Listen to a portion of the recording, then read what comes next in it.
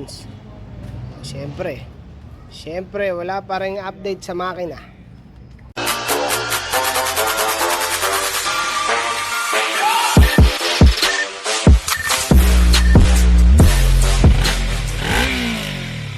Dito muna tayo sa suspension. Kasi sablay yung pagka-assemble nito, tumatama to sa gulong. Nakadiin sa gulong. Kaya pala hirap pagulungin.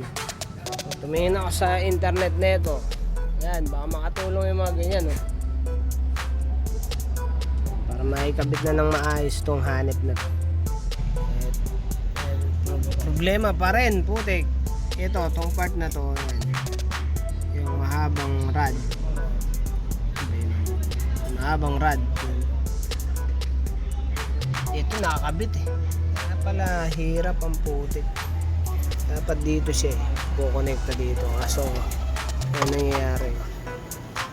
Layo. Pag inangat ko pa yung shock, lalong iksi yan. Lalong papasok dito yan. Pag binaba ko naman, tutukod naman siya. Ito tutukod dito. Pagka baliktad naman, tutukod naman ulit sa gulong. Tayo na. Ano ba ito? Ba't ganito to? Ang ginawa nito mga dito kaya. Kaso dito hindi siya papasok Hindi papasok.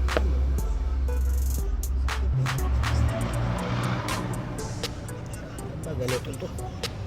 Putik. Buti may nakita akong setup sa internet na ganito kasi mga minodify din nila Ito pala hindi niya stock na ganito Parang aftermarket to Chinek ko sa Google ano ba yung tawag dun dude? Yung sa picture sa Google. Ha? Hindi diagram yung camera ng Google. Parang translate gano'n. Yung sa gilid nung di ba may search doon. Tapos pinicturean ko, lumabas din to pero malayo na Tapos aftermarket, lumabas to na aftermarket. Kasi yan yung pinaka maayos na setup para sa akin kasi abot ko na yung motor. Hindi na siya ganun kataas. Pagka nandito kasi nakalagay masyadong mataas Pag paano ba? Pag umiksi yung distansya, ano siya ang taas Pwede kong galawin dito Mayangat ko lang na ganyan. Ginangat ko ganyan, makikita nyo. Papasok pa loob yung Ito papasok pa loob.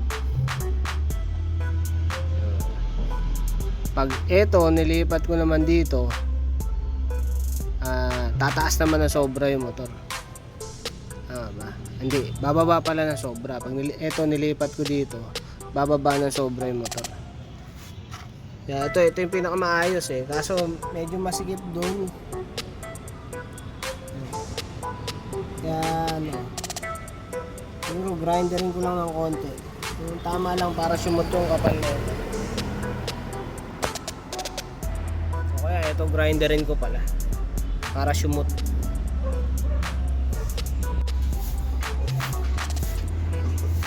Ganda na sana kung may makina Hey! Ayan, baka makatulong yung gantong setup. Putik. Video tayo. Mausok ko yung Yossi. Monitor lang natin kasi lolo ko daw pagka uminit na Hindi pa namin alam kung anong problema nito. Yun, kalaglagan na. Pag bumukas yung pan, humihina yung andar ng makina. Tapos yung pump, hindi na ganun kalakas Hindi siya yung mararamdaman mo nagtitik ng malakas, hindi Halos hindi nga nagpump yung bumukas yung pan. Malamang ang problema natin, linyang ginawa nila dun sa fan. Linyang ginawa sa pan. Ito. Tingnan natin kung bakit ganyan yung setup. Ayun may mga tinap nga sa taas. Ano yun?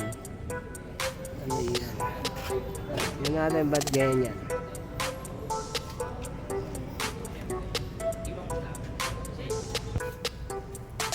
Didirekta ko na to dito sa battery page.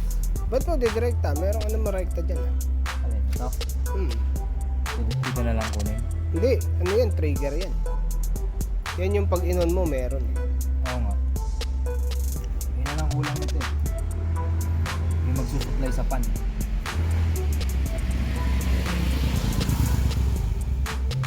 Ito na yung trigger niya. Trigger ng ano, Relay. ng relay. Oh, yan na. Yan, dyan mo na kunin. Dito na. Oo. Ayun, rewire na lang namin kasi originally ang setup niya, pag on mo ng susi, nakabukas na agad yung relay. Tapos ito yung thermo switch, ang switch niya yun. Ang switch niya yung fan. Nung nirewire namin, ang ginawa naman namin dito, yung thermo switch, ang iti-trigger niya naman yung relay. Tapos yung relay ang magbibigay sa fan. Bali hindi nakababad yung relay. Kasi originally ang setup nito, pagpatay mo nung susi na mainit pa yung makina, nakabukas yung fan, buhay pa rin yung fan kahit na nakapatay na yung susi. Kahit sa X9 ganun eh. Yun na yung ginawa naming setup. Ito merong makikita nyo ba? Sa kalendaryo ko nilagay.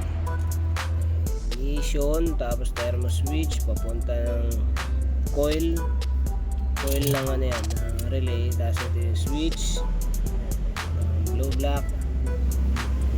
Yung blue black na yun, babad yun, babad ng positive yun. Original setup yun ng ano, blue black. Original setup ng nitong motor niya, merong nakababad na positive. Kasi negative ng fan, yun, magkakasama dun. Tapos ito-testing ulit namin na ganito naman nakaubad para makuha na ng parameters yung mga ano, yung pump tsaka yung coil. Kasi pag bumukas na yung fan, nag-iiba na ng behavior yung makina eh, parang nag-hesitate na eh. Kanina pagdating ng mayari, ganun eh, parang kinukulang na ng cylinder eh. Hindi pa namin alam kung saan galing yung problema na yun ng putik. Tingin ko yun nga, yung sa pump eh. Pagka medyo ano na, mainit na, tapos pabukas-bukas na yung fan, nawawala na yung ano, hindi na masyadong nakakapag-pump yung fuel pump. Natin kung ito, makikita yung ano dito eh, monitor mo kung ipitik yung pump. Tayin lang natin ng minute para pag bumuga na yung fan natin kung anong behavior na itong pump. Medyo matagal ko. Kaya ito, pinulong ko ng punta yung fan. Kaya yung nakukuha sa fan, yung pump pala, yung pump. Yung sa pump ito, wire na ito. Kaya yung nakukuha sa pump. Titingnan natin pagka ano na, ito, nagpa-pump pa siya. Ito na naman na gumagalaw-galaw. Tingnan natin pagka gumana na yung fan. Wala pa eh, negative pa yung fan eh. Ano nakainit. Lapit na. Video ko ulit pagka gumana na. Ito ko lang yung setup ko ng DB killer. Hey! Wala pa. Wala pang ganahan ng pan. Nagsisiyete pa nga.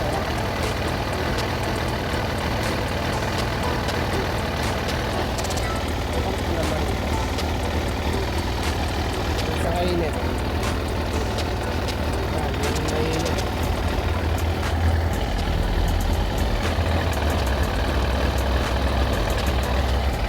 Tagal ah.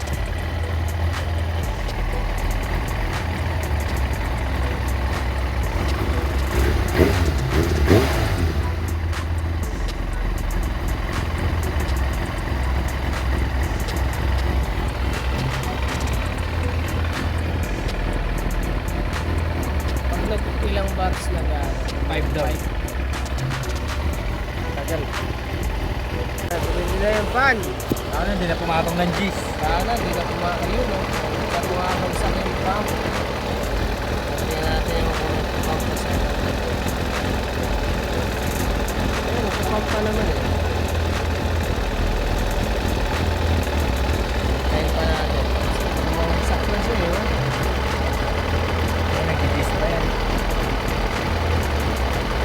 Ayun, hindi na pumatong ng G's.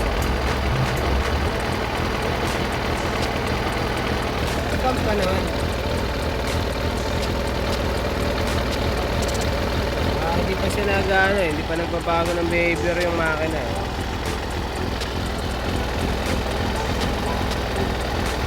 Kaya pa natin, matagal pa, marami pa ba tayo, marami pang gas. Marami pa. Sige. Namatay yung pump. G's. Namatay yung pan. Ayan, namatay yung pan. Ayan, namatay yung pan. Kaso baba pa rin yun.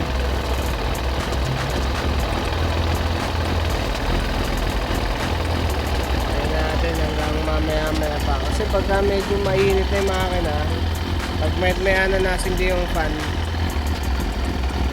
parang hindi na nagpapump eh. Medyo tumagal yun.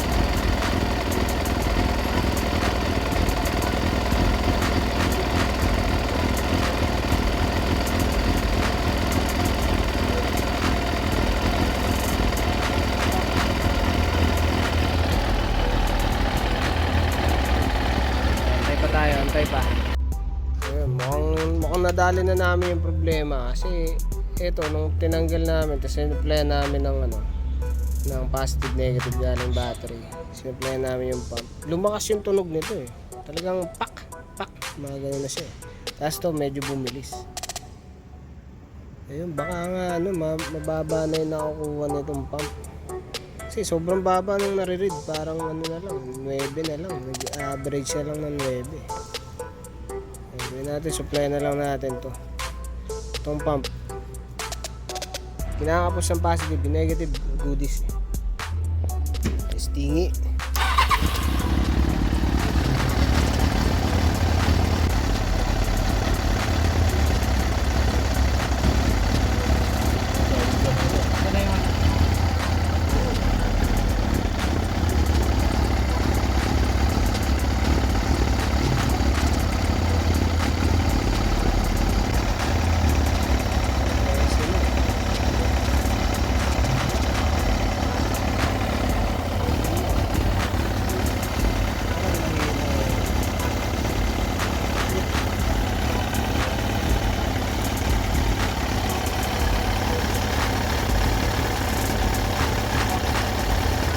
Kanina tumutunog ng malakas eh, di ba? Tak.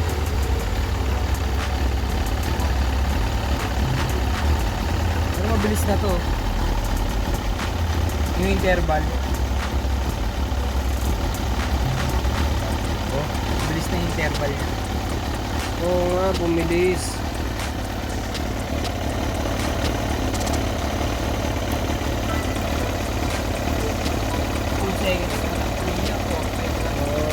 Bumilis na.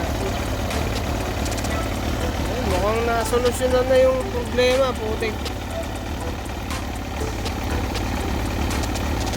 Bumilis eh, no?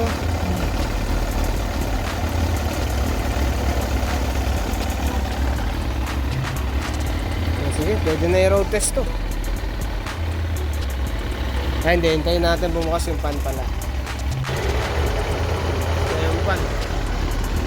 Ah, ganun pa rin behavior, oh.